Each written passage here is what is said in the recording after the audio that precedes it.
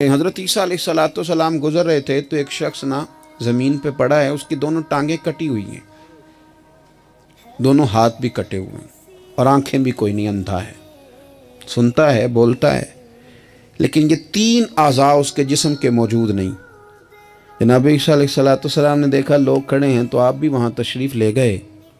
तो वो बंदा कुछ बोल रहा था, और बोल क्या रहा था? कह रहा था या अल्लाह तेरा शुक्र है, या अल्लाह तेरा शुक्र है, या अल्लाह तेरा शुक्र है, दुख कबूल मोहम्मद बख्शा राजी रहन प्यारे, तेरा शुक्र है, तेरा शुक्र है, तेरा शुक्र है। तो हज़रत ईसा अलैहिस्सलाम ने लोगों को समझाने के लिए उससे पूछा, अल्लाह के नबी तो जानते हैं ना, लोगों को समझ आ जाए, फरमाने लगे ना तेरी आंखें हैं, ना तेरे हाथ हैं, ना तेरे पैर हैं, तो शुक्र?